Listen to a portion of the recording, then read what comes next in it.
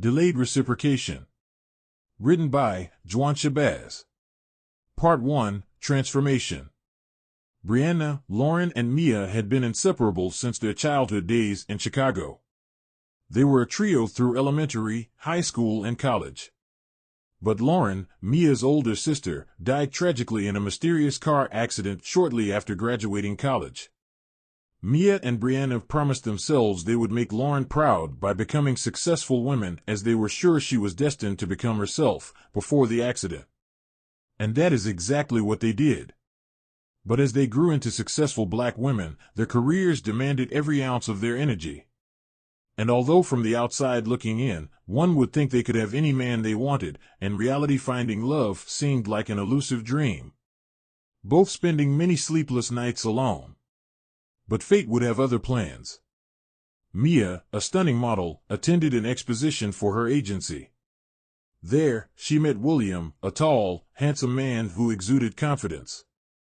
His life appeared flawless.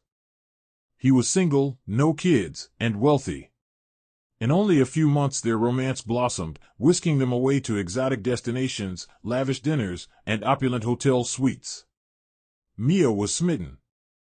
Meanwhile, Brianna, equally beautiful and accomplished, found it increasingly difficult to find a like-minded companion of her own. She decided to leave her comfort zone and try online dating. It seemed as though she would never find a match until she met James, a charming man with a mysterious allure. But as months passed, Brianna sensed something was amiss. James's behavior hinted at infidelity, and her intuition screamed danger. She delved into secret investigations, uncovering a chilling truth. James was a con artist, possibly even a murderer. Part 2, Revelation. One afternoon, the two friends met at Mia's mansion just to chat, as friends often do. James had left a trail of broken hearts and empty bank accounts. His last few girlfriends met tragic ends, boating accidents, mysterious falls, all shortly after he took out hefty insurance policies on them. Brianna confided in Mia. Mia listened with growing unease. Brianna described James as being almost too good to be true in the beginning, but becoming more aggressive and mean-spirited later in the relationship. As Mia listened to Brianna's stories of James, she couldn't help but to think of the similarities between James and William, the man she adored. But she dismissed it as coincidence. She just allowed her friend to vent. Mia suggested to Brianna that if she felt such negative vibes from James, she should cut ties with him. Brianna agreed. She pulled out her cell phone and started to scroll. "I'm blocking his number and profile on every social media site I'm on," Brianna declared. She began going from one site to the next, blocking James's profile. Mia happened to glance over at Brianna's phone. "Whoa, whoa, whoa, go back, go back," Mia asked of Brianna as she leaned in to get a better view of the cell phone screen. "When did you and William become friends on social media?" she asked Brianna. "William who?" asked Brianna, puzzled. "My William," Mia said sternly. She took the phone from Brianna's hand and held it up. "This William. When did you become friends on social media?" she asked again. "Mia. That's James," said Brianna. "That's the lying cheat I've been telling you about. The guy who I think may have had something to do with the deaths of at least 2 of his exes," she added. "Mia, please tell me this is not the same guy you have been dating?" Brianna asked. "If it is, you have to leave him alone. This is proof that he isn't any good and possibly even dangerous." Blinded by love, Mia accused Brianna of concocting the entire story to sabotage her happiness. Brianna knew her friend was being irrational only because she was hurt. She pleaded with Mia to end the relationship. "Cutting ties with James is your only hope," Brianna warned. Yet Mia clung to her fairy tale romance, unwilling to see the truth.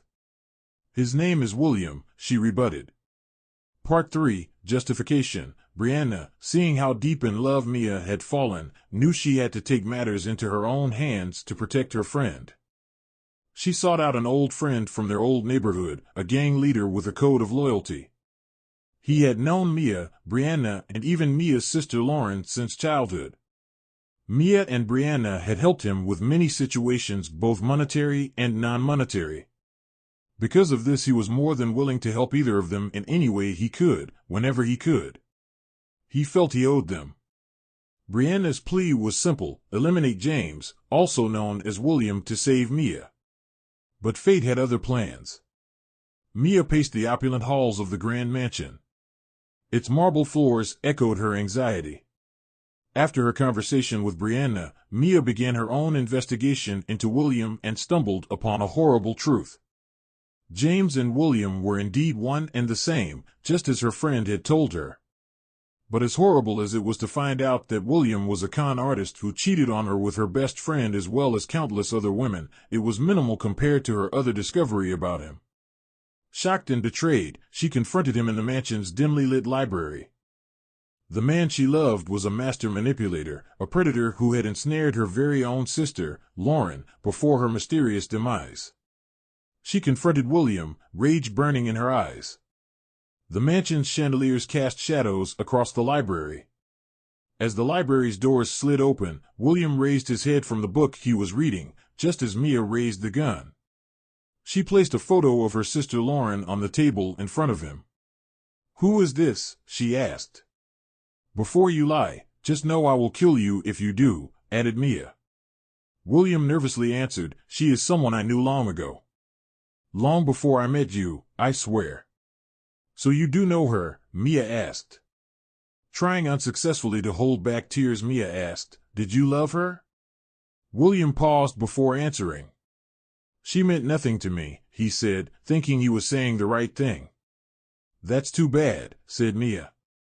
Then she pulled the trigger. Part 4, Neutralization. The gunshot shattered the silence. James, also known as William, crumbled. You could see life draining from his eyes. Mia stood over him, her grief and anger merging into a single, vengeful force. Brianna, who had just happened to come by, in hopes of subtly getting information on the whereabouts of James for the hitman she'd just hired, heard the shot and rushed inside. Once inside, what had happened was evident. Brianna, not knowing what else to do or say, simply embraced her friend. As they stood over the man's body, tears streamed down their faces. They had crossed the line, but their bond remained unbreakable. As the mansion's grand windows framed the moonlit garden, Mia whispered, "I did what I had to do." Mia turned to Brianna. "For Lauren," she whispered. "Lauren?" Brianna asked, confused about the statement. "Yes," Mia replied. "Lauren." Realizing what her friend was telling her, Brianna cried even harder. They both embraced and wept. And so, two childhood friends, beautiful, successful, and scarred, stood together, forever bound by secrets, love, and the justice they brought to their sister and friend. A justice of which they could never speak upon again.